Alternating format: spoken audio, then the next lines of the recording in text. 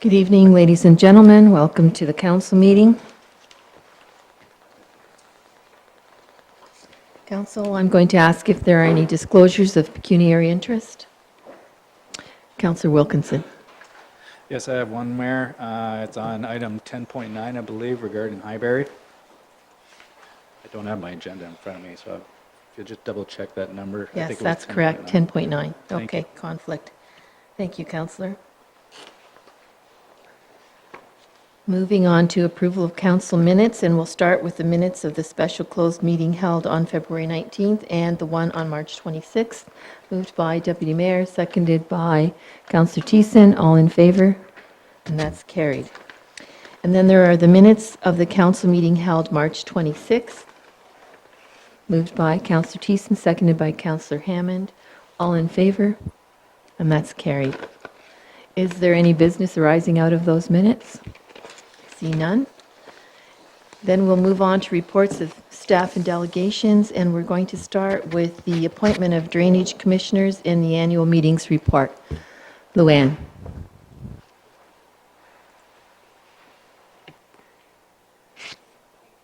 And members of council, the recommendation tonight is that council receive the 2018 annual meeting minutes for the various drainage schemes, and that council appoint the following commissioners to those drainage schemes. Pursuant to Section 95 of the Drainage Act, council has the authority to appoint commissioners to act as the drainage superintendent of each scheme. Council has the authority to appoint one or more commissioners with powers to enter into any necessary contracts for the purchase of fuel, erection or repair of buildings, and to purchase and repair any of machinery. Do any and all things successfully operating the drainage works and for keeping the embankments thereof in repair as set forth in the appointment bylaw. And they're also there to defray any annual costs of maintaining and operating the drainage works on behalf of the drainage superintendent. Pursuant to Section 2 of the Act, the fees or other remuneration for the commissioners shall form part of the cost of maintenance and therefore charged to each individual drainage scheme as well. Annual pumped drainage scheme meetings are conducted to consider matters relative to the drainage schemes pursuant to the provisions of the Drainage Act. Council and administration appreciates the recommendations from the individual drainage schemes and welcomes constructive input that usually aids in initiating and completing any necessary projects. A copy of those minutes are attached to this report as well. Maintenance costs are funded from the drainage operation budget, and the municipality pays the full cost of maintenance as required. And then they are assessed to the landowners, the road, and any other third parties during the billing of the following year. If there's any further questions on this, I'd be glad to answer them. Thank you, Luann. Council? Moved by Councillor Jacobs, seconded by Councillor Wilkinson. All in favor? And that's carried. Thank you.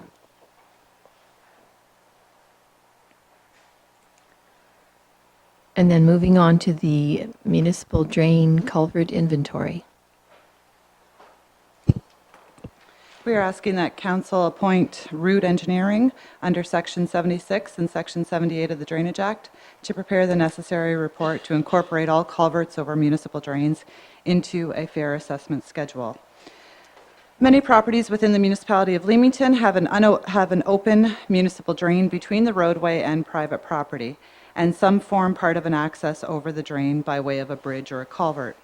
These access structures are typically recognized within an engineer's report and an associated bylaw that establishes the drain under the Act. The practice of specifying cost sharing of future maintenance of municipal drains by way of a maintenance schedule has been standard practice of drainage engineers for over 100 years. However, the practice of specifying cost sharing of future maintenance on these access structures located within those drainage schemes is a recent improvement to the preparation of drainage engineers' reports. Addressing the maintenance and replacement of access culverts in reports gives clear direction to the municipality and clear responsibilities to the landowners within that drainage community. Given that the practice of addressing cost sharing of maintenance and replacement of access structures is relatively new, it remains that there are numerous reports associated with bylaws without direction regarding cost sharing and maintenance. The municipality, through the drainage superintendent, is then left to judge the fairness of how costs are shared to improve or maintain access structures, and very often the reports are not fair. It typically follows that when a landowner notifies the municipality that there are access structures over a municipal drain, has collapsed, or is out of repair, the drainage superintendent then reviews the most current report for two things. Is the structure recognized and therefore a legal part of the drain? Does the report speak to cost sharing of maintenance and/or replacement?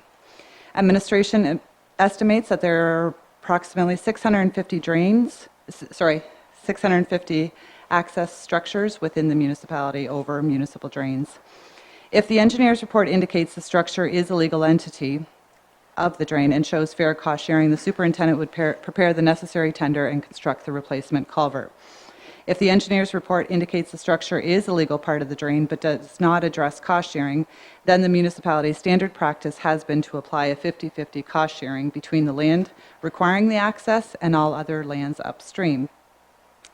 The Drainage Act and the Agricultural Drainage Infrastructure Program recently notified the municipality that it does not support the 50-50 cost sharing, but rather implies that our responsibility is to use the existing report and replace the structure and then assess the costs in the same fashion as drain maintenance, or B, appoint an engineer under Section 78 to provide a new assessment schedule. That takes time for that report for each structure. So the drainage superintendent has had several conversations with staff from WMAFRA and has come to the following options to solve the lack of cost sharing. Option 1 is to appoint an engineer under Section 76 to address cost sharing of structures. Every time a culvert fails, we would hire an engineer, and each one of those reports would take approximately 12 to 18 months before that culvert could be repaired or replaced. Option 2 would be a special project to create an inventory. We would dedicate the assistant drainage superintendent to create an inventory of all structures. This inventory would include the length, diameter, pipe, etc., etc. Following completion of this inventory, we would recommend that Rude Engineering be appointed to prepare a blanket report on all municipal drains. He would incorporate all structures and provide fair cost sharing on each structure. Administration is recommending that option 2 will solve the problem comprehensively through a single appointment. Information gained from this special project will also be used in preparation of a 5-year drain maintenance program that is also currently underway. Under financial impact, option 1, all costs will be fairly assessed back to each drain of the subject report. Estimated costs could range from $8,000 to $30,000 for each report for approximately 130 municipal drains. Option 2, all costs including staff time would be fairly assessed back to each drain noted in the report. The estimated cost of one dedicated person to prepare the inventory list is approximately $15,000. That would be the extension of the existing staff contract position for an extended 4-month period. And appointing the engineer to create one report at an approximate cost of $30,000.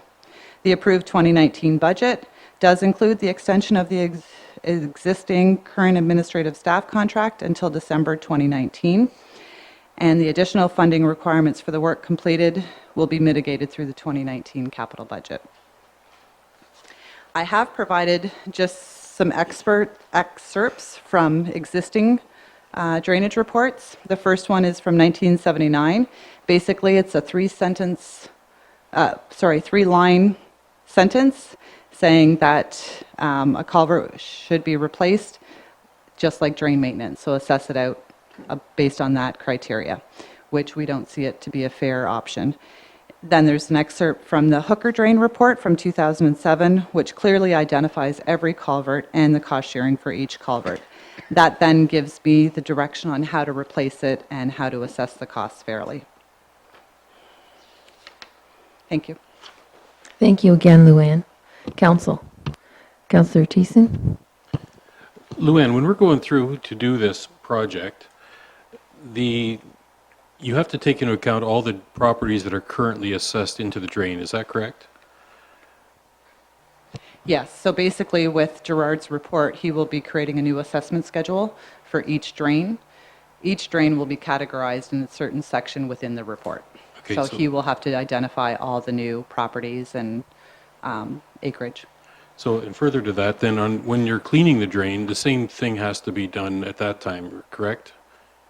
Where I'm going with this is, I'm just wondering whether are we further ahead doing just the culverts, or would we save time and money over the next 5 years or 6 years or 7 years, whatever a maintenance program is for the ditches or for the drains, is to do it at that time, so that the engineer only goes in once, does a complete drain, and does all the assessments at that time. And I guess further to that, again, is that how many drains do we not have that information for? Because we would already have quite a number over the last 3, 4, or 5 years, would we not? Yes, however, the breakdown for bridges was only added to reports that the entire drain was looked at. For example, the A and B drain, on your particular drain, we looked at all the bridges, we looked at the entire drain. So that new report gave us a new assessment schedule, gave us a bridge breakdown as well. If we're only looking at a project where a portion of the drain was relocated, that entire drain wasn't looked at for a Section 76 new assessments or the bridges. So I would say there was probably only maybe a handful that have this new way of breakdown. Further.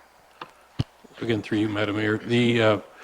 So how many drains or how many access culverts would you say in a year fail to the point where they can't be used? Because I know a few of them have had just steel plates laid over them, and they've used them for a couple of years or 3, 4 years. I've seen that done a number of times. Again, I'm going back. I don't know if doing an inventory of just the culverts will be a time-saving and cost-saving measure. To me, I would like to see us go along and do the full drain at the time that drain needs to be repaired. And we know that what OMAFRA is telling us to do as far as assessing cost, could we not follow their recommendation until such time as the drains are looked at? We have been doing that. So the Goslin drain that was just presented to you 2 or 3 weeks ago, that was a prime example. We had one landowner call in and say his culvert is in need of replacement. So I hired the engineer to look at all the culverts. I believe there's 18 on that one. That report did take a year and a half. So that gentleman is still sitting there with a steel plate on top of his, waiting for this report to be adopted. So that will happen every time a culvert needs to be replaced. I don't feel confident in replacing culverts with the existing maintenance guidelines. There is so many severances that have taken place that if I'm replacing a culvert for a house, the assessment is not fair. The assessment is based on acreage. So you're replacing that culvert, he's paying $400 on a $40,000 culvert. That's where I don't think it's fair. And I would hire an engineer again on that one. So you've got places where they're sitting without a culvert because I can't put a steel plate on some of them. They have collapsed to the extent where a steel plate isn't going to work. What we've reviewed with both the director and the manager and with OMAFRA is the best case scenario to move forward in a more quickly, timely fashion. We could add assessments to it as well. He's already looking at the entire drain anyways, so it's just a matter of updating the assessments for the bridges. It would still be included in that category anyways, that we could just include updating assessments for the entire drain. And I guess that's where I'm going. I just think that if we're going to do it, let's look at the whole drain, get the whole report done, and then have the engineer go in once, do it right, get it done, and we're out. Other than that, I think it's going to take 2 reports. It's more time. It's more money. I would like to see it done that way, personally. Just one more aside to this. When the drain or when the access culvert is replaced, the tender goes out and you look for the lowest tender. Who is it that determines whether gabion stone is used or interlocking bricks or the blocks? Is that part of the tender process that you look for the lowest tender? And I'm thinking of owners upstream. And if somebody wants to upgrade to a fancy block, is that at the cost of the owner of the property? So basically, a jute bag head wall, so the old-fashioned concrete head wall, is the same price as the concrete blocks these days. It's all about the labor cost. The labor cost is the same to install both of them. If the report identifies it being a jute bag head wall, I then have the, what's the word I want to use? The allowable opportunity to change it to blocks because we know the pricing is the same. If it's Gabion in the report, then I have to replace it with Gabion. It's like for like. So we know through engineering design that the concrete blocks are the same stability and the same structural and the same cost as the jute bags, so I can go with that. The difference between the hard surface walls and the Gabion walls is the length of pipe. I cannot add another length of pipe and then add block walls because that's 20-foot entrance was a 20-foot entrance that I have to replace it with. Thanks for telling us why it wasn't fair, because that was my question. I guess you'd have to go into too much detail, but appreciate that, Luann. Thank you. Councillor Hammond. Your Worship, thank you. Luann, so that I can better understand, because admittedly I don't understand as well as Councillor Thiessen, but you know, when we talk about an extension, you were looking for possibly an extension of your assistant for 4 months. Is that person qualified when they go out to do the assessment of the culvert or the bridge? Can they assess the condition of that as well with respect to what they think the continued life of that's going to be? Do they have that kind of training, or do we need to further train someone to do that? Let me clarify that. The current assistant drainage superintendent is on maternity leave right now. She comes back in September. She will be the one doing the culvert inventory. The existing contract person, her job will continue in the office the way it's been going for the past 8 months. So Lindsay Dean will be the one in the field, and yes, she is experienced enough to do that calculation and that review. So may I follow up a bit? Thank you. So yeah, I understood that Lindsay had the training to do that. So when we talk about the extension of the contract, I guess what you're looking for is just that position within your department in order to stay on for a period of time? Is that what we're talking about? Yes, because we are hoping to dedicate Lindsay full-time doing this doing that culvert kind of needs work. study. The existing contract position will remain doing exactly her duties, what she's doing today. Because I don't think you have time to do that, do you? No, I don't. Thank you. Anyone else? Deputy Mayor? We're the mayor, thank you. So Luann, if we put some money up front, it's going to be good, more, better money because it's going to be less for the engineer after because some of the work's already going to be done. Yes, that's what I'm envisioning. Instead of him going out and having to review every culvert at engineering costs, we're going to do it at our cost, and it will still be added to the project as well. I foresee it as being a more beneficial way of doing it because we are going to dedicate the staff person for 4 months strictly working on those culverts. Okay. And further, in my former life, I was the start of Sturgeon Creek.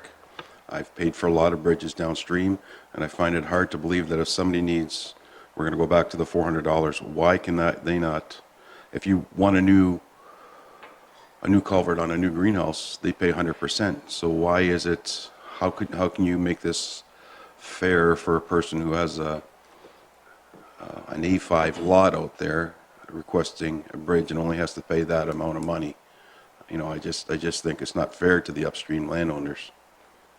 Can you answer that or give me some enlightenment or figure it out? Sure. When it comes to a new development asking for an access, the majority of the time right now they're asking for a secondary access. Secondary access is not shareable amongst the existing landowners. They will pay 100% today and they'll pay 100% to replace that in the future. Under the Act it says everyone is entitled to one entrance shared by upstream landowners. So when we talk about the existing severances that are happening today. You got to think back in the day when the report was done, back in the 70s or 60s, it was a 100-acre farm parcel or an 80-acre parcel. There's now 3 or 4 houses within that lot. So the cost sharing is by acreage. So that's where we're looking at it saying it's not fair anymore. Let's hire an engineer to correct that. You're the one that benefits from this access. You should pay the majority share of the cost to replace that access. So, thank you. So that's doable, or is there another solution? The only other solution is to hire an engineer every time a culvert fails. Okay, thanks. And with the shortage of engineers, it's going to take a lot more time, Thank we you. think. Okay, council, if there are no more questions, what are your wishes? Oh, Sorry. Rob? Sorry, I would just like to add one more point. Sure. If you wish to add the assessment schedules, the cost will change. So just given the fact that it will be budgeted in 2020 as well. Like we were estimating about 30,000 today, but to add in the assessment schedules, which to me makes sense as well, would increase the cost a bit. Okay. Mr. Sherritt? Your worship, that's what I was going to comment on as well. You know, we've discussed this particular matter and the problem that the drainage superintendent is facing on these particular culvert replacements. We've discussed it at length. Had discussions, conference calls with OMAFRA. Luann's talked with OMAFRA on a number of occasions, sat and discussed the matter with this particular drainage engineer and laid out this plan for council. And so that was exactly my point, being, you know, this particular change that's been requested may substantially increase the scope and the amount of time that the drainage superintendent's going to need, the drainage engineer will need to spend on each and every one of these files. My understanding was he had a particular methodology he was going to use to apply once he was able to get all of the information about the location, size of these particular culverts. He had a way in which he felt comfortable in going about it to fairly assess the cost. If we're now going to look at each and every drainage scheme and the assessment schedule of all the parcels in that scheme, given today's condition, it may change this thing substantially, like tenfold substantially. But I don't know for sure. I need to circle back, talk with Luann and Alan, talk with the drainage engineer as well. I mean, perhaps at this particular point in time, you know, we can basically commit to, depending on what those conversations are, we'd report back to council and give them an update and say, you know, the original proposal was this at this cost. You know, given this request, we've looked at it, talked to the drainage engineer, and then this is what's happening on the scope of the project, and here's the expected costs in the future. Okay. Councillor Thiessen? But Rob, if we don't do the assessment schedule, how can it be fairly assessed to the landowners? That to me that's all part of it. We do the culverts, and the assessments have to be right as well. And we know that the assessments are changing out all the time. We know that from the sturgeon, from the AB drain, they change constantly, and you got to send those assessment schedules out to everybody so that they can verify themselves whether they're in the drain or not, because those change. Again, I just go back to that. I think we need to do the whole thing rather than piecemeal. I would agree. When he is looking at the drain, he's looking at the existing drainage file and abutting ones. So he will be able to divvy up the assessment, but it'll be similar to the sturgeon where there'll be those errors where I have 20 acres, 5 should go here, 15 are there. So we're not actually getting him to go out and survey. That's what I want to make clear. He'll just be reviewing and contemplating where those boundary lines should be. So if and when Court of Revision comes up, those adjustments will need to be made, so that's where potentially the increased cost will be. I don't really see a major increased cost of him doing this at the same time. So, because he is looking at all the properties for the same reason. So, Deputy Mayor? Thank you, Worthy Mayor. So let's talk numbers now. You're looking at, say, option 2. It's going to cost us 15 for our person. And then appoint an engineer, which we possibly already have. Now, his report is $30,000 per report on the 130 drains. no. This report will look different. It won't look like your standard drainage report. It'll be hooker drain, all the culverts, with that schedule. So attaching a new schedule for maintenance will be in addition to it. So like Rob is saying, let us talk about it and we'll report back to council if there's a drastic change, if that's fair.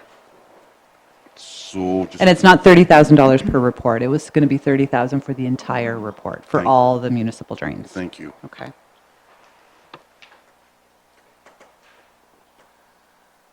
So what are we doing then?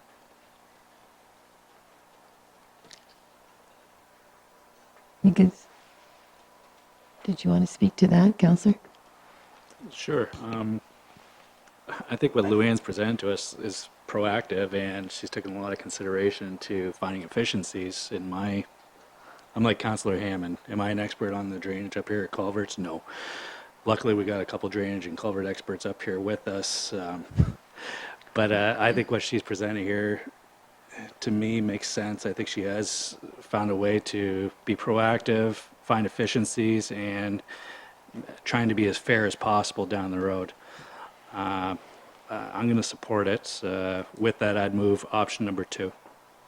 Seconded by Counselor Jacobs.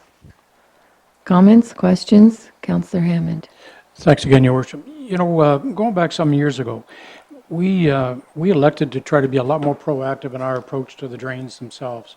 You know, because in some of the earlier reports that Luann had given, they were behind 80 and 90 years. And I think that in light of that, and I agree with the proactive approach towards trying to get these culverts and bridges taken care of. So, Okay. Counselor Thiessen. But further to that, and nobody wants to see these drains cleaned properly the way that I do. I've been on this for a long time, and Luann, how far long have we gone back? And even previous to Luann coming on here, our drainage systems, including road drains, are in a state of disrepair and need fixing. But that's why I want to go through them one at a time and fix them right and do them the first time. Culverts, that might be a first step, but that doesn't get us caught up on the drainage part.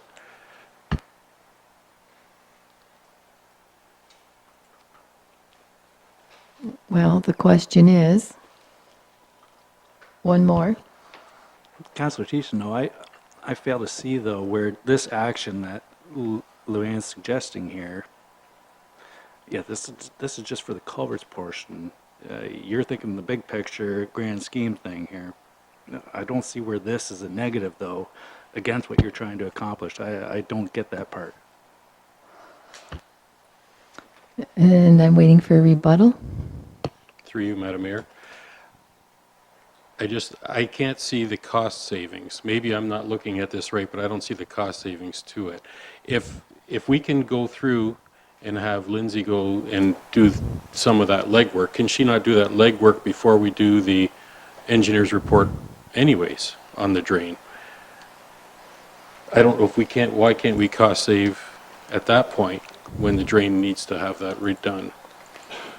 Ryan, did you want to speak to that? Yes, when an engineer does a new Section 78 report, he is obligated to do his thorough review. So that's where we're saying this is different. This is a blanket policy report to use while the other reports get updated. Okay? Paul, Councillor Thiessen, just to give you an idea, we are currently working on the Sturgeon Creek, as you know. We have the Peely Creek in our budget, and we have the Lebo Creek. Those are our 3 main watersheds. Those reports, all 3 of them have been in the budget for at least 7 years and are slowly being worked on by the engineers. I shouldn't say slowly, diligently being worked on, but there's always those other agencies that are involved.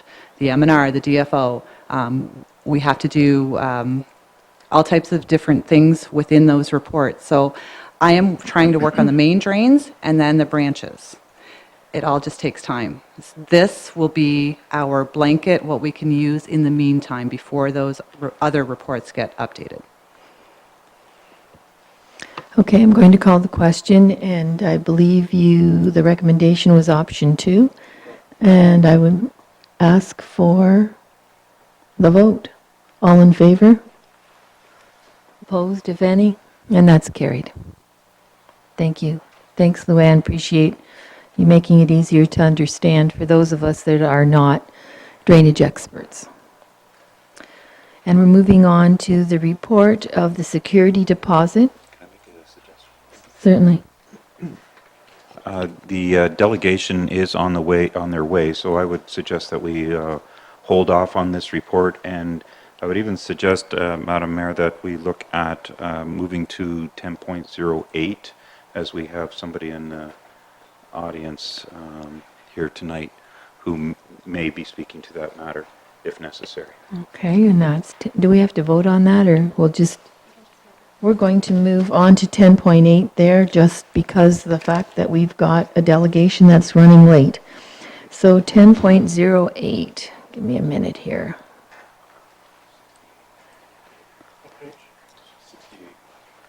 I can't find it. It's okay, Danielle's taking a few minutes. PLA, okay, PLA 09-19 for those of us using the bookmarks. PLA 09-19. It is the proposed residential and commercial development zoning bylaw amendment, ZBA number 186, the H removal for the site plan application, SPC 1818, West Side, County Road 33. Danielle, that's you. Good evening, Mayor McDonald, members of council. Planning is now in a position to recommend support for the removal of the holding symbol from the zoning of the property that is located on the west side of County Road 33, south of Talbot Street East, which will allow for the development of 14 multi-residential dwellings, a commercial site, and the creation of a new road right-of-way between Anford and the county road. This development is commonly referred to as the Leovis Woodsit development. Council first discussed this development in June of 2018, where details of the proposal and a site plan were provided for consideration. Council directed administration at that time to continue to work with the applicant as they obtain the necessary external approvals, as well as submit the required studies and reports.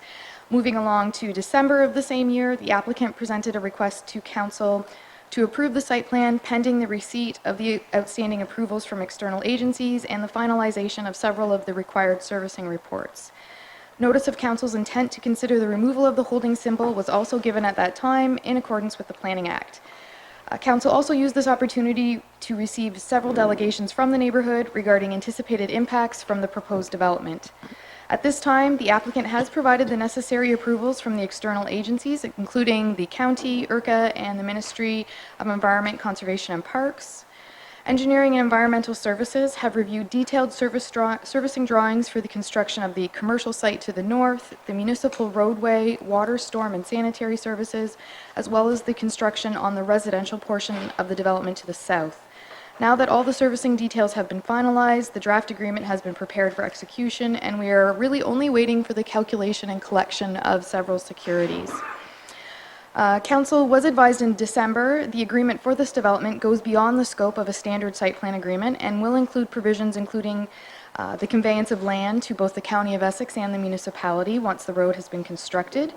This will go through a similar process, similar to the acceptance and assumption of a road that we typically use for a plan of subdivision. As well, the security amounts which are currently being reviewed will be broken down by work on the commercial, residential, and municipal lands to ensure we are in a position to release appropriate amounts as certain levels of work are completed for each. The agreement will include specifications for the required communications between the private on-site sanitary pumping station and the pollution control center. It will contain details regarding required municipal signage for emergency services to the residential dwellings, as well as the requirement to construct the sidewalk to Talbot. As the applicant has submitted all required external approvals and has satisfied the detailed design of the site, the recommendation before council this evening is to approve the zoning bylaw amendment application to remove the holding symbol from the property. Great, thanks, Danielle.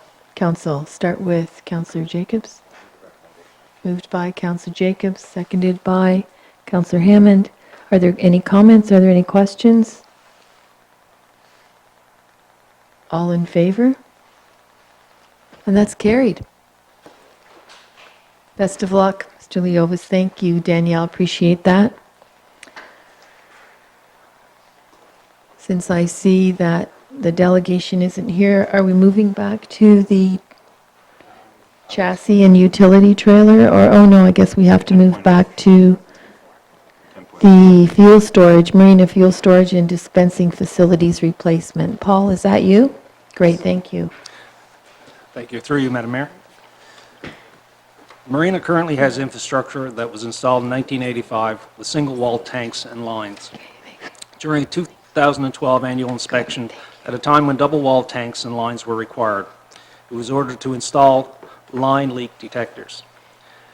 TSSA grandfathered the municipality in due to the age of the infrastructure and provided compliance to the order. It was also noted that should future issues occur, the municipality will be ordered to replace the system to full compliance to today's TSSA standards. The existing dispensing units can be dated between 1977 and 1985 from a company that is no longer in operation, and replacement parts continue to be problematic to find. A request for tender was posted on Friday, March 8, 2019, with a closing date of Tuesday, April 2, 2019. Prior to the tender close, there were 7 registered plan takers and 2 submitted bids. Upon review of the submitted bids, there was only 1 compliant bid with the minimum requirements. The lowest compliant bid received was MWH Petroleum Equipment at $282,214, excluding HST. Pending execution of the contract, construction is scheduled to begin at the end of the boating season to allow time on the procurement of tanks and dispensers and other materials needed. The only factor that is beyond administration control is related to the soil conditions. Prior to receiving TSSA sign-off to cap the existing lines and abandon in place, the contractor must perform soil sampling in the area. These sample results are then provided to TSSA, and they will determine the acceptable protocol. The tender includes capping and abandoning the existing lines. Therefore, negative soil sample results may result in additional remediation. Any major budget variance to this project will be brought forward to Council. The approved 2019 Marina capital budget included $300,000 for this project. The value of the tender received is $287,181 net HST. Madam Mayor, we're therefore recommending that Leamington Municipal Marine, the Council approve the Leamington Municipal Marina fuel tank replacement contract be awarded to MWH Petroleum Equipment, 2055 Continental Avenue, Windsor, Ontario, in the amount of $282,214 plus HST, and that Council authorize the Mayor and Clerk to execute the contract. Thank you, Paul. Council, questions, comments? Councillor Hammond. Your worship, thank you. Paul, I see you're going to cap and abandon the current lines that are in the ground, but how do they run the new ones? How do they run the new lines to the pumps? The new ones will be run in a different direction, so we don't have to take up they'll come down through, and I think around the back and through the brick, that's the brick sidewalk that we have there, so yeah, they'll come in a different direction. They will have to remove the interlocking brick then in order to run the new lines? They'll go down through the interlocking brick, Okay. so we won't have to take up concrete and patio. All right, thank you. Yeah. Anyone else? Moved by the Deputy Mayor, seconded by Councillor Thiessen. All in favor? And that's carried. Thank you. Thank you, Paul. Moving on to the LPCC, the Leamington Pollution Control Center, outfall sewer inspection and cleaning tender award. Shannon.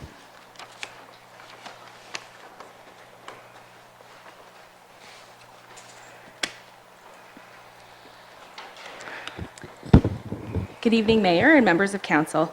This report recommends that Council authorize administration to award the Leamington Pollution Control Center outfall sewer inspection and cleaning contract to Liquiforce Services.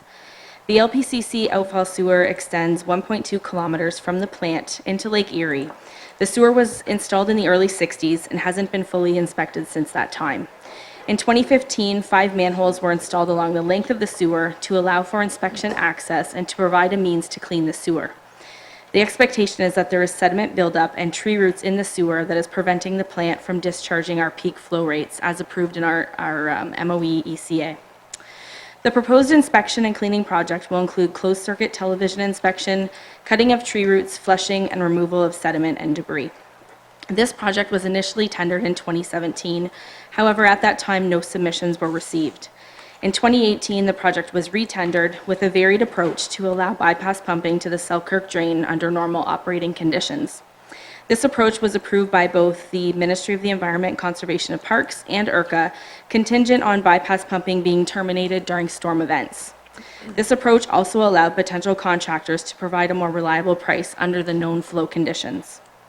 3 submissions were received and reviewed by Jacobs Consulting on behalf of the municipality. Upon review of the tenders, Leamington Pollution Control decided to remove 2 of the provisional items which were deemed to be non-critical to the project.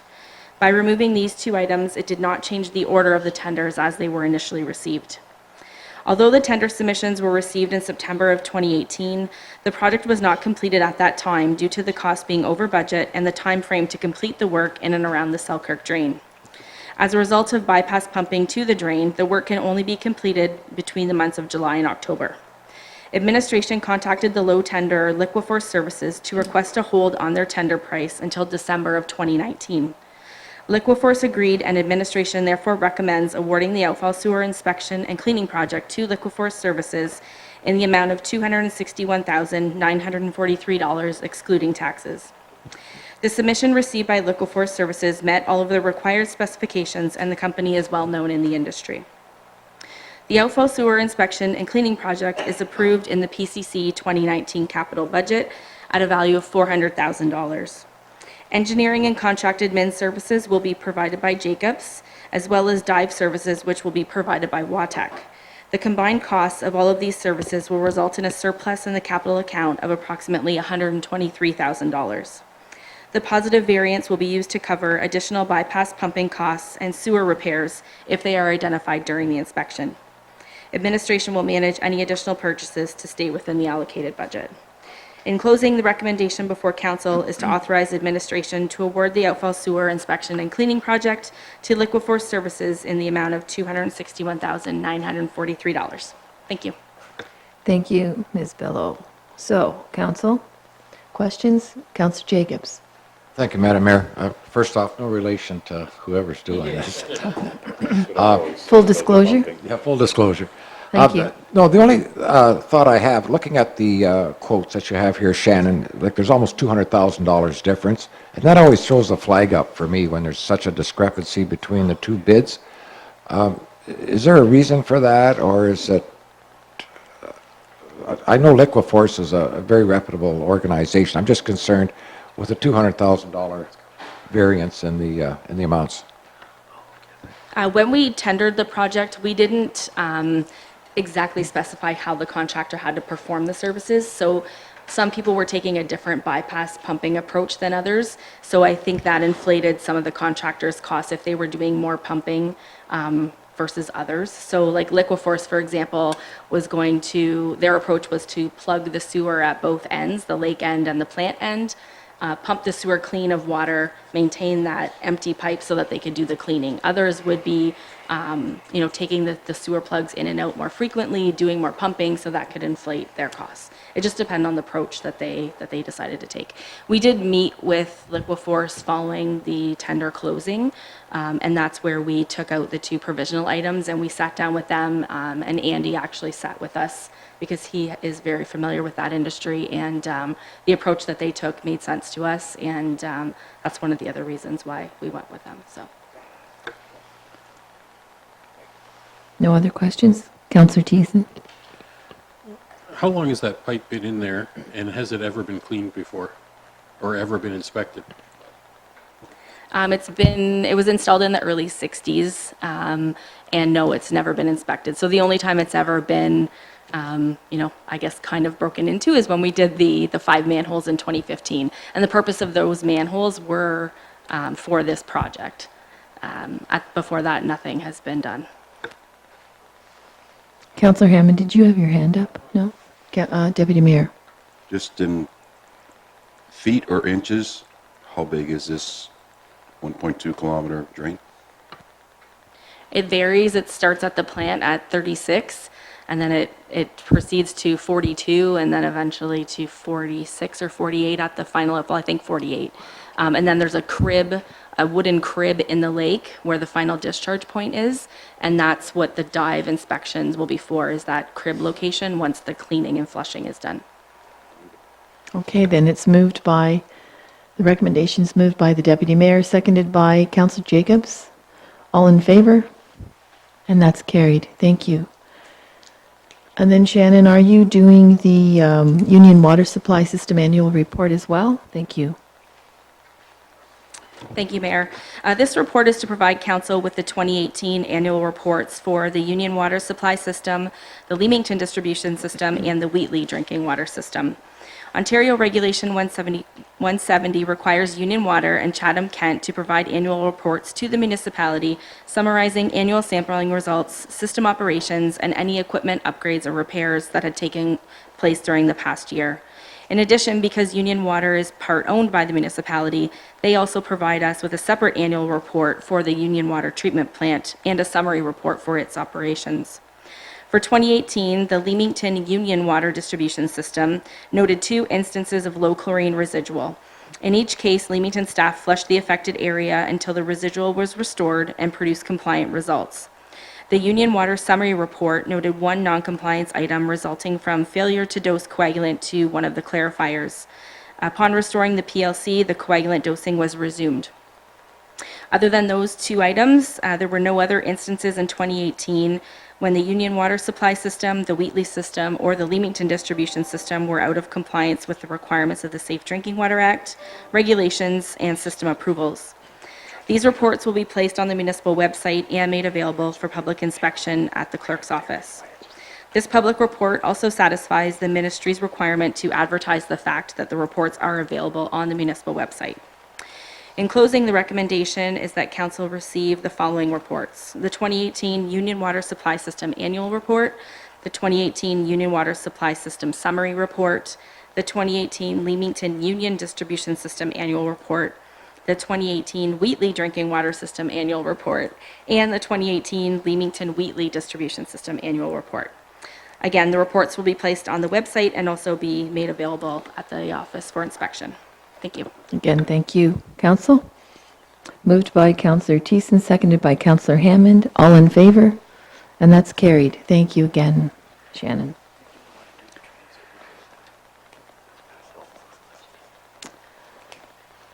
Mr. Sharon, we're going to jump ahead to the transit report. Are you prepared to do that for us? Great, thank you. And that is 1010.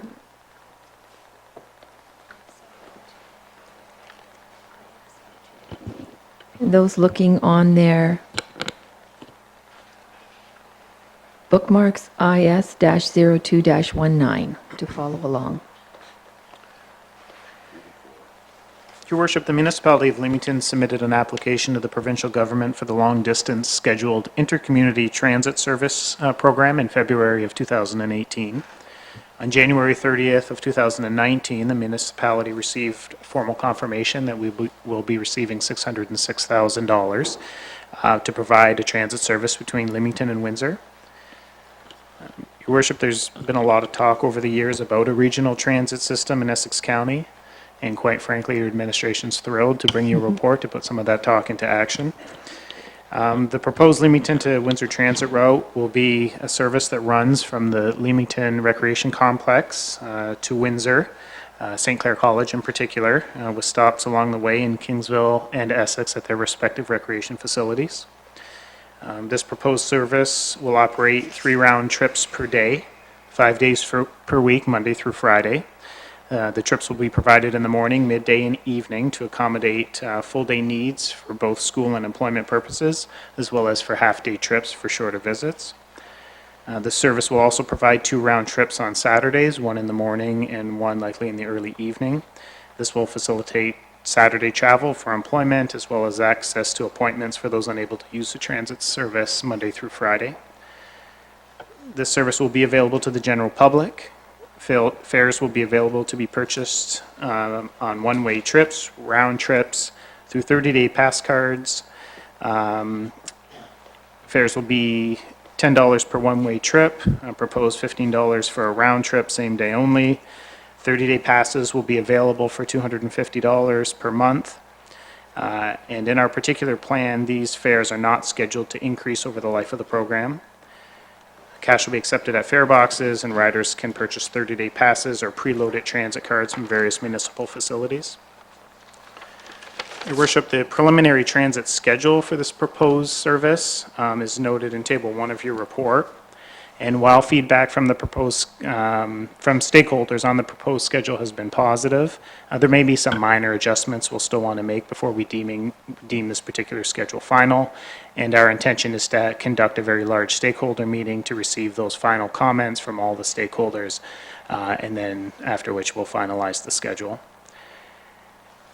Your Worship, when we were notified of the potential receipt of funding in 2018, we initiated discussions with Transit Windsor to explore a potential partnership for the delivery of this service.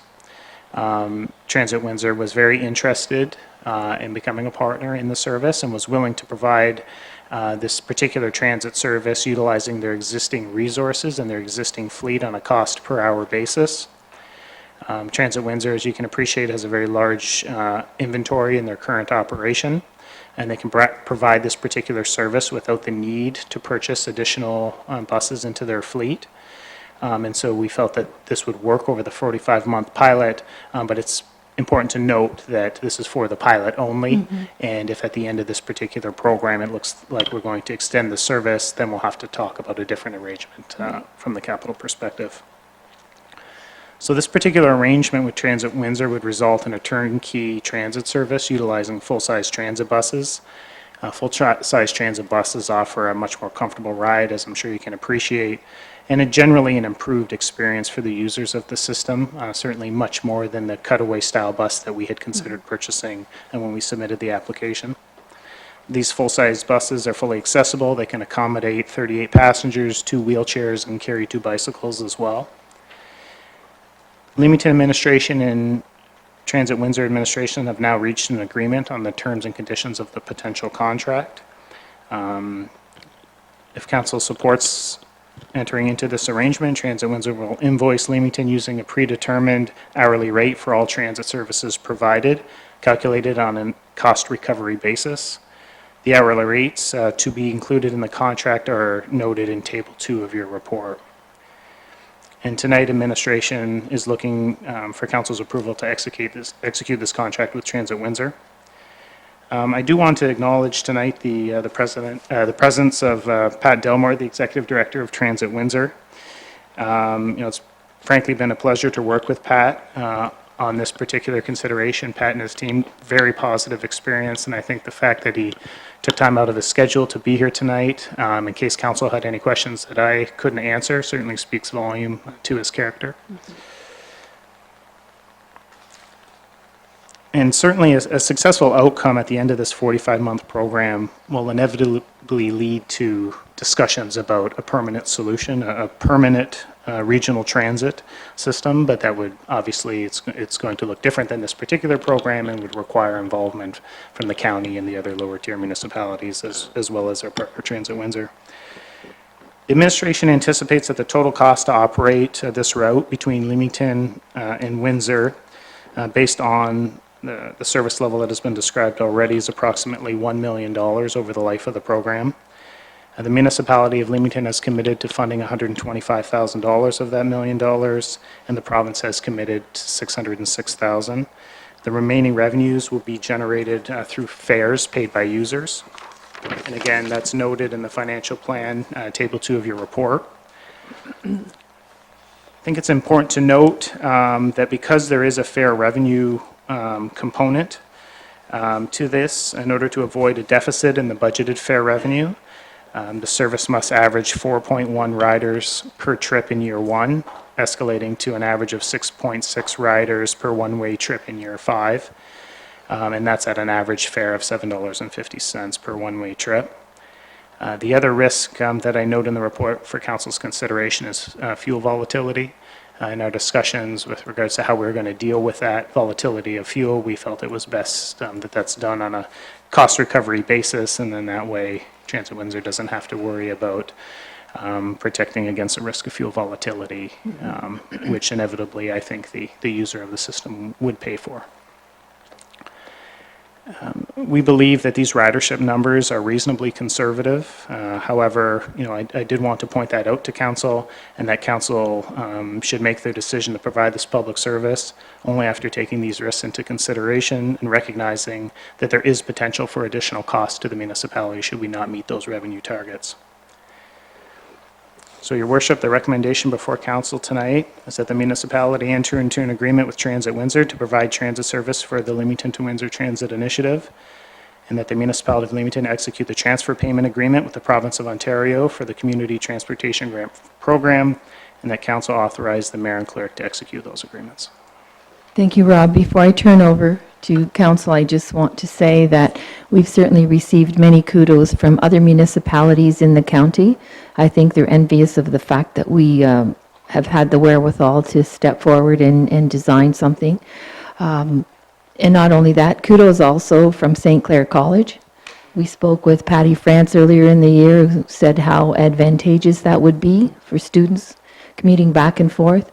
Had a couple of notes from parents whose children will be able to go because there won't be a problem with having to live there, live in the city, and no need for a vehicle. So we're certainly adding to some quality of life issues in our community, so that's good. And I want to also thank you, Mr. Delmore, for working so well with our staff. When they give you compliments like that, that's pretty good. So, and thank you for coming out and being interested enough to appear at the council meeting. So, council, I'll start with Councillor Hammond on my left. Your worship, thank you again. Rob, this is great news. As you know, we've all been anticipating this coming for a while now. And just to elaborate a little bit, when the mayor and I met with Patty France, the president of St. Clair College, they couldn't wait for this this transit system to begin to help their students go back and forth. So it's a great thing. So to my question, is there a reduction in fare or a different fare for those getting on the bus from either Kingsville or Essex? Because it didn't appear in the report. Your Worship, the plan is that this will be a zone fare, so regardless of where you get on and off the bus, the fare rates will be the same. And I anticipated that because and we talked earlier on, maybe a few months back, about reaching out to both Kingsville and Essex to see if they had any, if they wanted to participate in this program. And I didn't know, Rob, if you've done that, and if so, what kind of response you got from them. Because it certainly is beneficial and advantageous to them, too, to have this service. Through Your Worship. Yes, throughout the program, from inception and submission of the application right up until today, both admin from Kingsville, town of Kingsville, as well as the town of Essex, in their respective councils, because we did require both a letter of support at the application period, and then we required another letter of support in applying to get the license to run the transit system. They've been very supportive and welcoming. They think it's going to be good for their communities as well. Their works are minor, likely the installation of some signs, some coordination about potentially selling some transit passes within their facilities, and ensuring that their facilities are open and accessible to act as a transit stop for their residents. Councillor Thiessen? Oh, you're fine. Councillor Jacobs? Thank you, Madam Mayor. Rob, this is not exclusively just for individuals going to St. Clair College, I would presume. So, and I'm curious as to what type of coordination that Windsor Transit will be providing to different areas. Will their pickup at St. Clair just go back to the bus depot, then have to take other buses to go to different areas within the city, or will there be I guess, different routes leaving from St. Clair to different areas within the city? I guess that's where my curiosity comes into play here, to see what other riders will be traveling with here, or how they would get there. Your Worship, it's my understanding St. Clair College is a hub, 7-day-a-week hub for Transit Windsor, and therefore you can access anywhere Transit Windsor goes from that St. Clair College location. Strategically, it was why we abandoned the concept of multiple stops, of high interest within the city, and we're able to rely once riders arrive at St. Clair College, now they have access to that transit hub. From there, they can go anywhere in the city they want to go. So it was a perfect single destination to choose in the city. Thank you. And I guess that's where I was going. So there'll be multiple buses there to go to multiple routes, as I understand. Now, will the coordination between the arrival of that bus meet the arrival of, like, I know there'll be maybe a few minutes wait in there between one bus to another bus type thing, like in a transfer. I'm just curious, like, there won't be delayed, like waiting for half an hour or something like that for the next bus to arrive. So that will all be coordinated, and I would presume, Rob? Yes, Your Worship. My understanding is that I don't have the schedule in front of me, and, certainly if we feel it's important, Pat could speak to that briefly, but my understanding is there's quite frequent service from that particular hub location. We're not, when we looked at the scheduled times when we're going to run this particular service, we had to take into consideration, when our facility opens up, when people start work, when people start school, and trying to determine those times. So we didn't try and coordinate our route, to arrive at St. Clair College, to provide, any specific coordination for the next stop if you're going to get on the Transit Windsor system. But my understanding is there's quite frequent service to everywhere transit goes from St. Clair College. What the longest wait time would be, depending on where our bus arrives, forgive me, Councillor, I don't have that answer.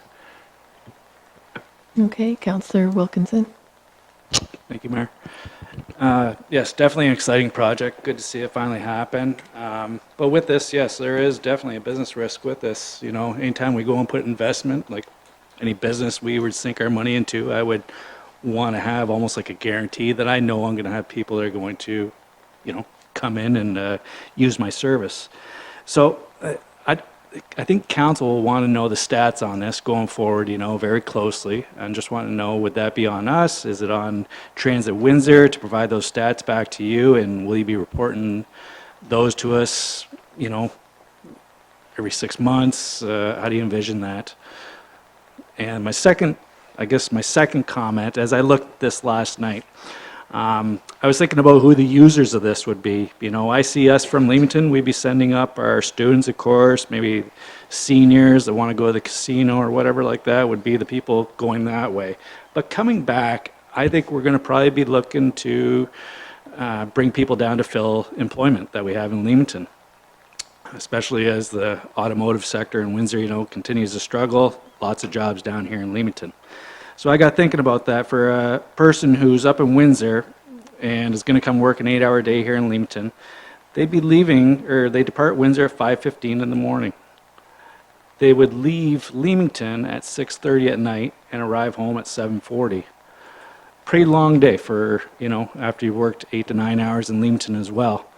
That's the only thing, my only observation or comment is, is to keep a close eye on that, and I wonder if that will be realistic for the workers that we're bringing back from Windsor to Leamington, if that schedule works for them. So that's just my little observation. But yeah, first question is, I guess, with the stats, how many butts in the seat will we have going both ways? I'm hoping that we get reports back on that frequently. Your Worship, statistical data, Transit Windsor can track that data quite easily. It's already included in the proposal. The ridership numbers, we're going to get back to them. So absolutely, we're going to be getting that statistical information, those ridership numbers back. I can assure you, no one in this room is more interested in where those ridership numbers are going to come in than I am, basically in putting the plan together. So we're going to be on top of that, Councillor, and absolutely we'll share that information with council.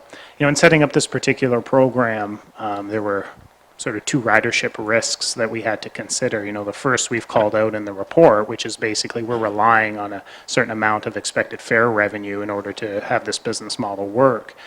And so that's our minimum number of seats to break even. Certainly there's the other consideration about what if the interest is so great that we're struggling with capacity issues. If so many people are using it for employment purposes, but they're simply finding it too inconvenient because there is a couple hour delay, wait time. If we have the ridership numbers, we can look and have discussions about expanding the service, improving the service. Again, if the fare revenues is going to support that. So like the start of any public transit initiative, you try and do your homework, anticipate what the people want. You do that by talking to stakeholders and trying to gauge from them what they want, put together a business plan to try and deliver that, and then monitor that plan. So is it going to be perfect right off the get-go? Likely not. We'll try and get it right at the beginning and then continue to monitor and make some continuous improvements to the service. Great, thank you. And Deputy Mayor, oh no, sorry, the CAO wanted to speak before you. Thank you, Councillor Verbicki, for that. I just wanted to add this, that we wanted comfort around this program, as we know Council will as well. The South Essex Community Council has been offering bus services to the city, to Windsor in the past. In conjunction with this program, we spoke with SECC, and they were aware of this program. They will be ceasing to provide that bus service. So we feel, even though we were very, and Rob was very conservative in his numbers, there are people who have been using that service who will be available to now pick up on our service. So even though it's conservative, we do feel that that there is a ridership out there that is going to be available to us. And Deputy Mayor. Thank you, worthy Mayor. I guess, Rob, kudos to yourself and to everybody who worked on this. Looking forward to working with the City of Windsor. It's a little hard to say because the county said it couldn't be done. So we've built it now. Field of dreams. So all the best, and City of Windsor and Transit Windsor, just don't let us down. Thank you. I'd say the public shouldn't let us down. We're counting on the public. Aren't you glad you came? I went easy on you. Yeah, it's a tough, it's usually a tough crowd, but tonight you have it reversed. It's a tough group up here. Councillor Jacobs. Thank you, Madam Mayor. Just to back up for the previous questions I had, being as that's a hub for Windsor Transit, is there like a facilities for individuals while waiting for transfers and so forth that would be waiting to board another bus? Like, I'm not familiar with any type of the infrastructure there that would house this.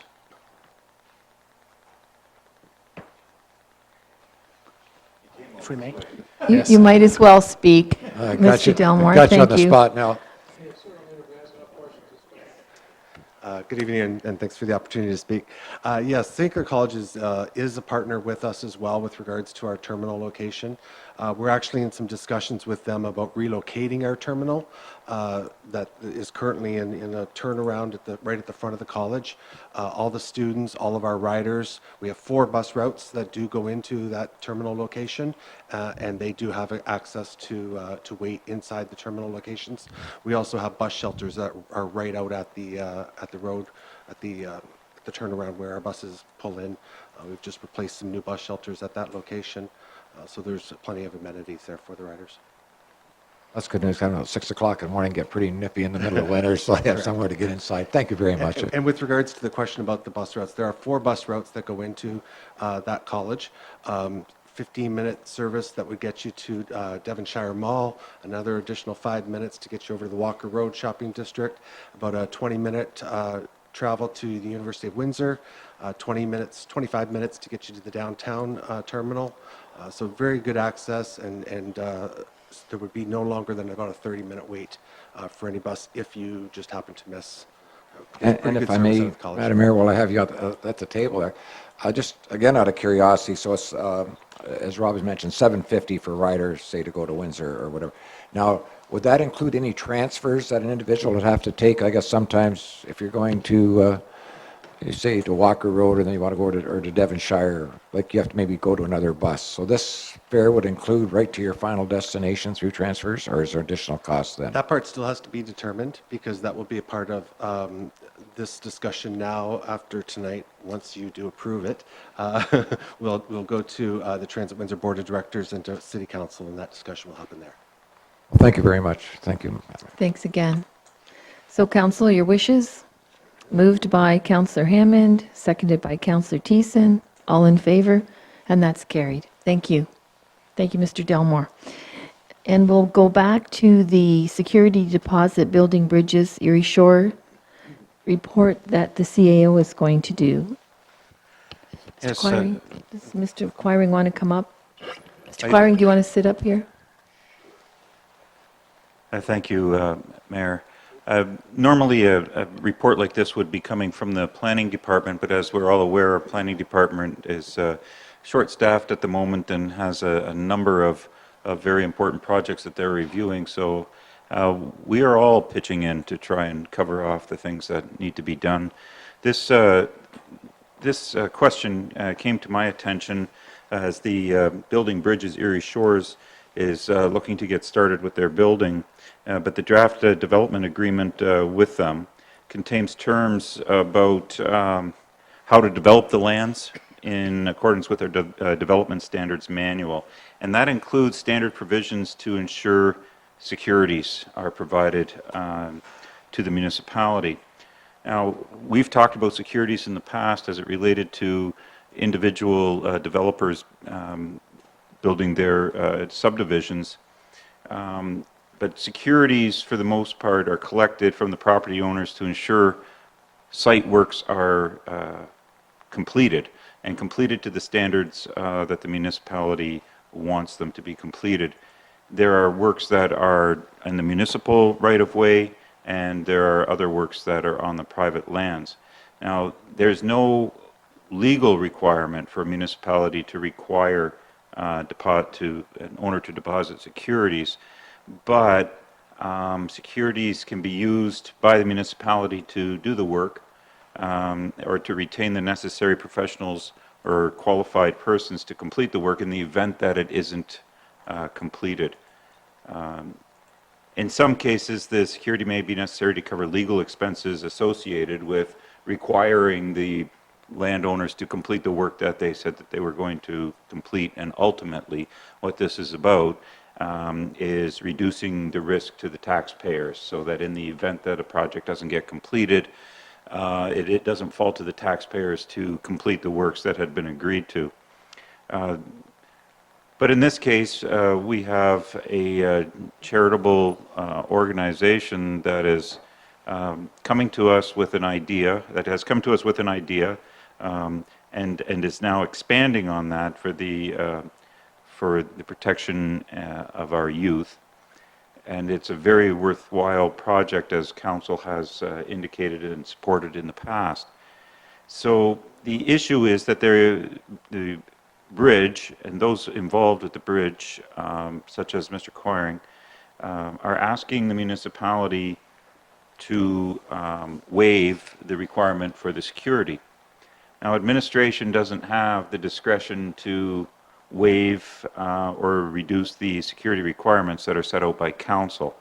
That's not to say that we don't have opinions on it, but our opinions have to be based on why the securities are there in the first place. But it would be council's discretion as to whether they want to apply the security in a situation like this. So the owner is requesting that the municipality waive the security deposit requirement. We're looking at about $180,000, which represents 50% of the costs of on-site works and 100% of the costs of the off-site works within the municipality's right-of-way. Okay? So the combination of those two make the $180,000. So we thought it would be important for council to know that the off-site works, so those works that are being completed by this organization on municipal property, the total amount is approximately $60,000. So in considering the request, council administration has determined, I guess, that there would be three options for council to consider. One is to just reject the request to waive the security deposit requirements. In other words, ask for the full 180,000. Approve the request and waive the security deposit completely. Or we thought a third would be to agree to a partial reduction of the security deposit requirements. Hence why we focused in on the amount that is thought to be on the municipal property. So if we look at it strictly from a risk perspective, the risk we're looking at is probably 60,000 of works that is completed or should be completed on the municipal property. That being said, again, it's council's discretion as to what they would like to do with this, but administration doesn't have that discretion and wanted to bring this information to you as the request is being made by this organization. Thank you, Mr. Neufeld. I'm going to start with Councillor Jacobs, if I may. Thank you, Madam Mayor. I guess as important as the bridge is to this community, and, you know, for the, especially Mr. Queering for sponsoring and, you know, donating to this thing. My problem with this is if we waive the entire fee, then we're setting a real precedent here. There's other organizations within, you know, that are within our community that would come forward and ask us to do the same thing, and that's where my fear lies. I have no issue with a reduction in this. As you're saying, Mr. Neufeld, that we could go with municipal land and hold it at that, because I'm sure the project will get done, but I think we still have an onus upon us to not waive this whole thing. Because again, going back, as my concern is that I could see next week another organization will come forward that is nonprofit and say, we want to do this, we want to do that, and waive this. The bridge is very important to this community, and I think the job that they're doing there is unbelievable. However, I would like to waive the whole thing, but I think you can see where I'm coming from with this. But I would recommend that we go with, as Mr. Neufeld said, with the 60,000 and hold it at there, if that's a possibility. Deputy Mayor, did you want to speak to this? Where the mayor thanks, in consideration with holding money, we just built a new church on Elliott Street. And of course, everything went good, I'm sure. They got their deposit back. Do we have a non-for-profit connection here? I guess I'm going to turn to Ruth here now too. What's the worst case scenario if they get halfway built and they abandon it? Why is it on the onus of the municipality to finish that building?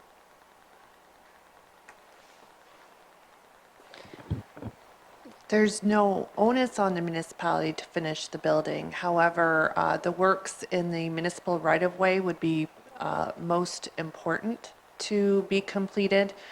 If they've been partially completed, then you're left with only like a partial sewer, for example, or a partial erection of a traffic signal. So those works would be something that the municipality would want to seriously consider finishing and using the securities for that. Probably the greatest risk is completion of the on-site works without completion of the off-site works, and that would be the municipality would want to complete that at that time. Less likely completing the on-site works. If it's left in a state of disrepair, then we would have the securities to make it safe, and then we have other opportunities to use other methods to make it safe as well, such as property standards, bylaws, and that sort of thing. So worst case scenario, it's left in a state of disrepair. We would want to use the securities to fix the on-site and complete the off-site to make it safe. Are you finished? No, I'm not, but I'll wait. Thanks. Anyone else? Councillor Thiessen. Mr. Neufeld, what are the off-site works that you reference for the 60,000? Is there curb cutting? Is there asphalt? A sewer connection can be capped. Is the 60,000 a fair number, or is that for sure covers?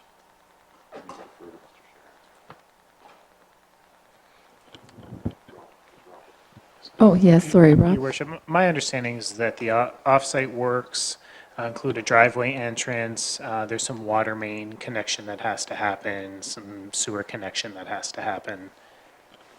Anything else?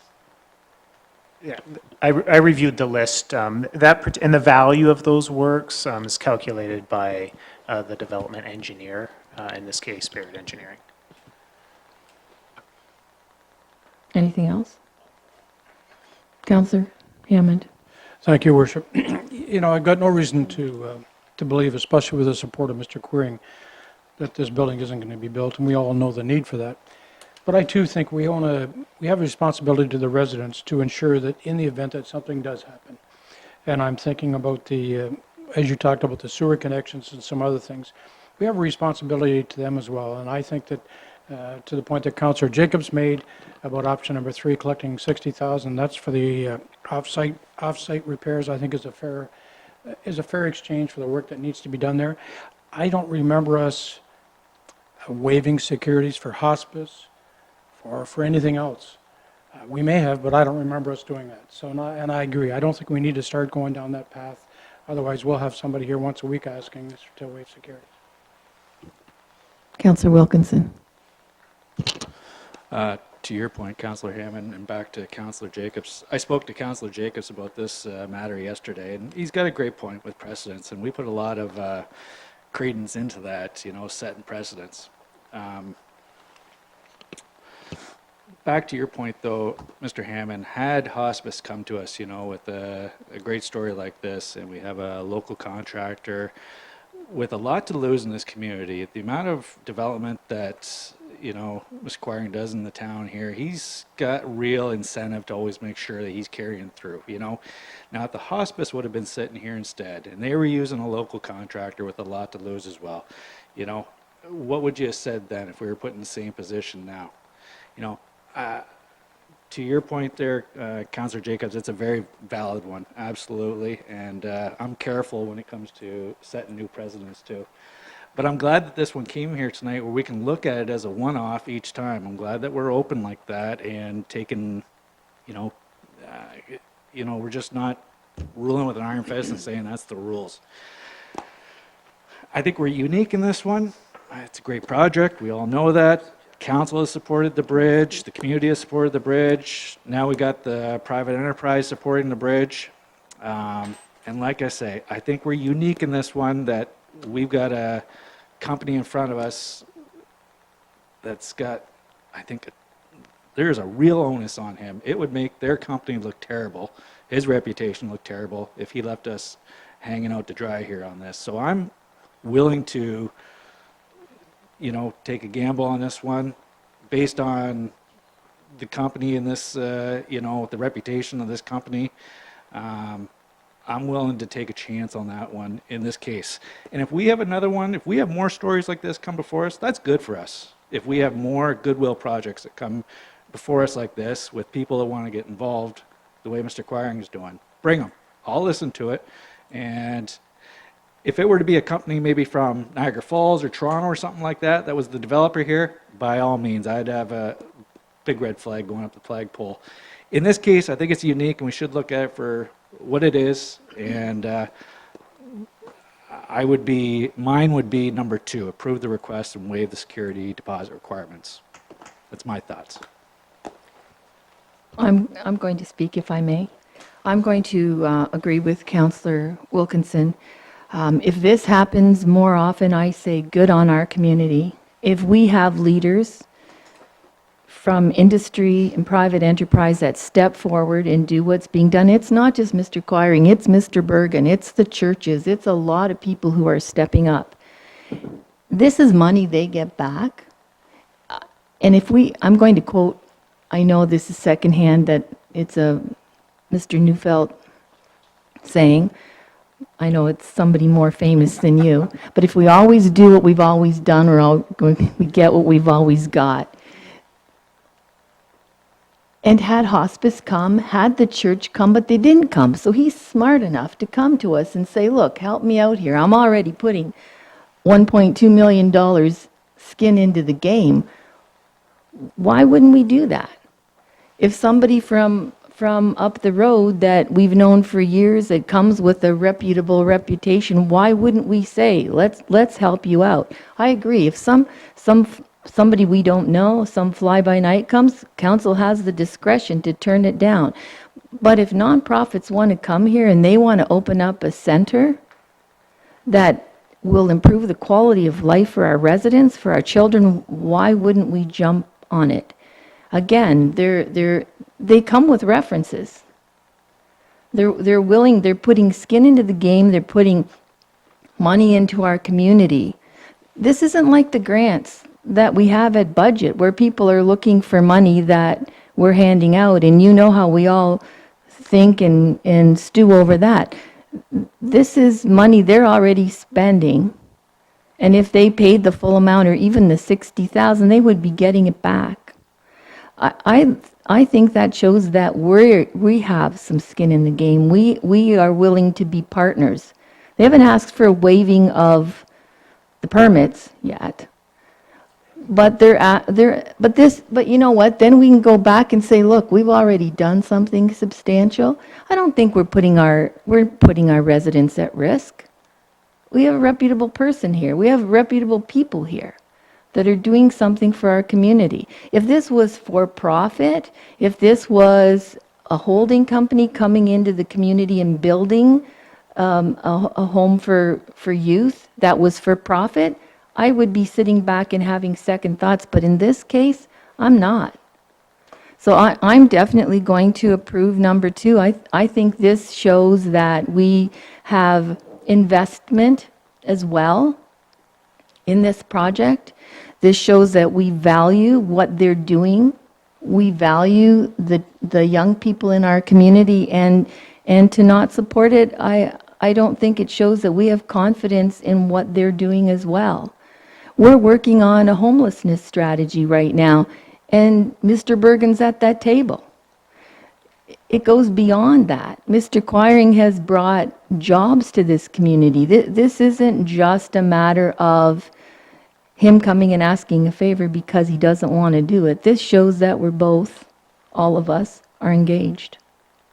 Councillor Hammond. Oh, sorry, I need to go to Councillor Okay, thank Thiessen you. first. Thanks for your comments, Madam Mayor. I agree fully that this is a different game. This one is protecting our youth. This one the money is already committed. This isn't, I agree, it's not a company coming in from outside the area that we don't know. These are people who live in the area, have done great things in the area, are committed to the bridge. We've all seen how passionate they are about their project. I agree. I think, it's too bad we couldn't give some money at budget time. We wanted to go down that road, couldn't find enough money to do at that point. I think this is a way that we can show that we are supportive. And I also would support you with number 2. Councillor Hammond. Your worship, thank you. I think what makes our council unique is the fact that there are times we have disagreements, and this is one of those times. And I respect the opinions of everyone who is in favor of this, and I understand completely. There's no one knows more than I about the good that the bridge has done and will continue to do, and I understand that. If this was, the reduction of about $110,000 I thought was being fair. And you touched on it twice in your submissions, the fact that they do get the money back. It's not like we're taking $60,000 and going to keep it, right? They do get it back. So to my point earlier, my opinion hasn't changed. I think that option 3 is the way to go. Deputy Mayor. Worthy Mayor, thanks. I think there should be some payment. It would just be like a curb cut.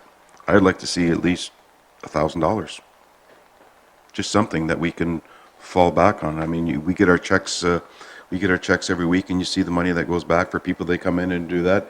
I don't know if it's going to be cost recovery. No, it's not. But I would say that a nonprofit should be $1,000. So we have something. We have something that we put in, and it's not that we're covering anything, but it's just we can say that, yeah, we're charging them, but I know they're getting it back. It just doesn't make sense, like your HST.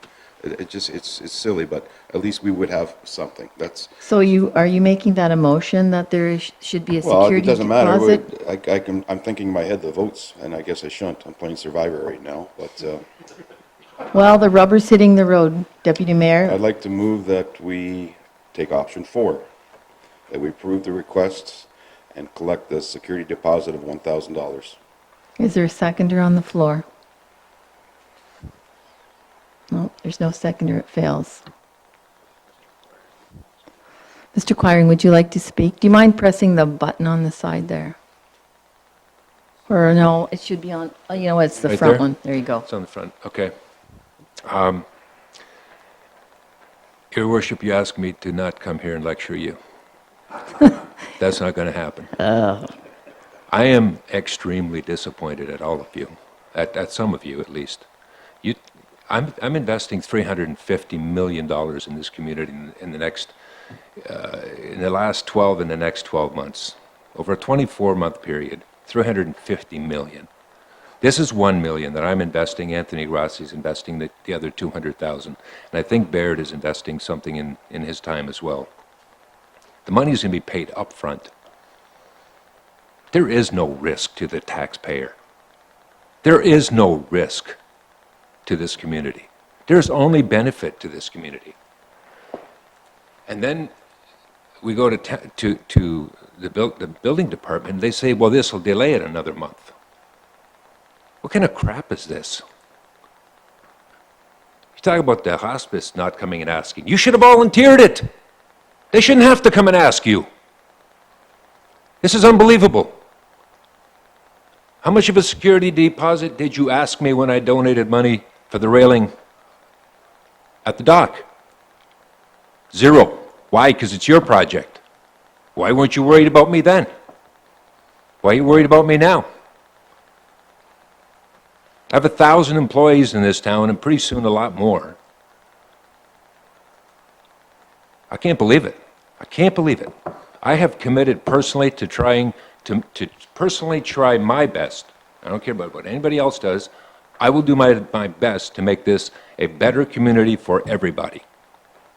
And this council cannot see their way through of making a damn decision just to simply waive this thing and let's go. Let's get this thing built. This is for everybody's benefit. You can give these kids a place to go, or they're going to find a place to go, and it might be your house. Maybe they come sleep at your house. How did you like that? I am extremely disappointed. Don't worry about it. We've got it taken care of. It turns out it's easier to go and ask a local credit union to just simply give a letter of credit so you're going to get the whole $180,000. You don't have to worry about it any longer. But I got to tell you, I am really disappointed at the attitude in this room. I am furious, as a matter of fact, as you may notice. I don't get mad too easily, but you should be helping to make this place a better community. Somebody's going to throw $1 million into the air hoping to help some youth in the area. And if you haven't noticed, there's quite a bit of that going on up and down the streets here. So that's all. I've said my piece. I'm going to get off my soapbox now. Thank you. Council. Councilor Hammond. Mr. Quiring, thank you. Oh, you're going to leave? Well, I'd like to say something if you can stay with us for a minute or two. Mr. Quiring, there isn't anyone here at this council or anywhere else that's questioning your ability to be able to pay this or questioning the good work that you've done in the community and the good work that the bridge has done. We've all been there. We've all supported the bridge as best we can. Maybe not through large financial donations. We've been there for every project that they've done, whether it be the soup kitchen or anything else. And that's why initially, when there was so much trouble in the neighborhood down there, and people rejected having the idea of having the bridge down there, we went against the better judgment of a lot of the residents down there and supported that. Now, you can be as angry as you like, but the thing is, understand this. There's a lot of people in this town that don't know who Peter Quiring is. A lot of people. And we also have to sit here and represent all of those people as well to try and make a conscious decision as to why we collect these security deposits. Yes, we could have maybe given the bridge not the bridge, but the hospice something? Sure, we could have. There's lots of those places we could have done. This is the first time it's ever been asked in my 5 years of being here. And I thought that in looking at these options, and I read them through I don't know how many times, I thought that it was being fair. Because you do get the money back. Why would I pay it? You Okay, get it gentlemen. back. What's the Okay. big deal? You get it back. All right, gentlemen. That's a, I'm calling a truce here. Council, what are your wishes? Councillor Wilkinson. I move option number 2, approve the request and waive the security deposit requirements.